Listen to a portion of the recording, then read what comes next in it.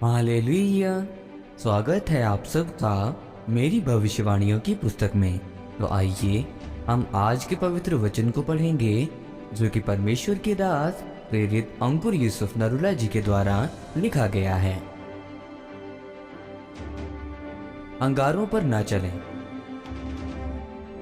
जैसा कि नीति वचन की पुस्तक अध्याय 6 उसकी 27 से 29 आयत में लिखा है, क्या हो सकता है कि कोई अपनी छाती पर आग रख ले और उसके कपड़े न जले?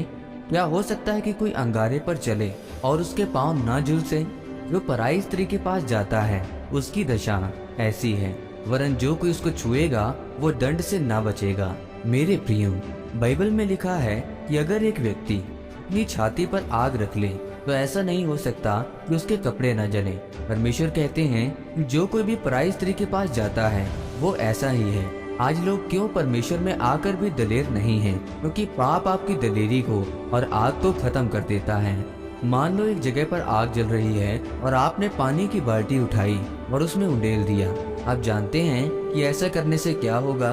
कहीं कहीं आग जल रही होगी लेकिन नीचे पानी की वजह से गंदा हो जाएगा, और अगर आप दोबारा उसमें तेल डालकर जलाओगे तो भी नीचे जो राख जम जाएगी वो कभी भी जाएगी नहीं। और बाइबल कहती है कि ऐसे ही व्यभिचारी भी हैं, उसका अपमान कभी भी मिटेगा नहीं, उसे अपमानित और घायल होना पड़ेगा। वो अपनी छाती पर अंगारे रखकर ये सोचे कि वो जलेगा नहीं, पर ऐसा नहीं होगा। बाइबल में लिखा है कि शिमशोन के साथ परमेश्वर था और वो दुश्मनों की बेइज्जती करने के लिए पैदा हुआ था, लेकिन अपने पाप करने की वजह से दुश्मनों से बेइज्जती करवा रहा था। और यूसुफ व्यभिचार न करने की वजह से ही प्रधानमंत्री बना और उसने विरोधियों को शर्मिंदा किया। अगर वो भी व्यभिचार करता तो सारी उम्र पोतीपर के घर में झाड़ू पोछा फेरता और कभी ऊंचा ना जा पाता। फिर कहता है कि परमेश्वर के दर्शन शायद मन गढ़ंत होते हैं, ये पूरे नहीं होते।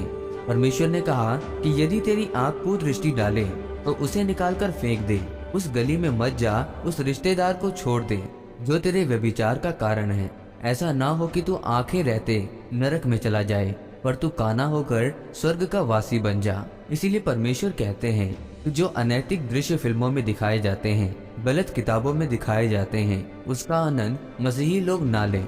और महिलाएं ऐसे कपड़े ना पहने जिससे कि उनका शरीर नजर आए, क्योंकि ऐसे कपड़े डालना भी पाप है, जिससे वो दूसरों को अपनी ओर आकर्षित करें।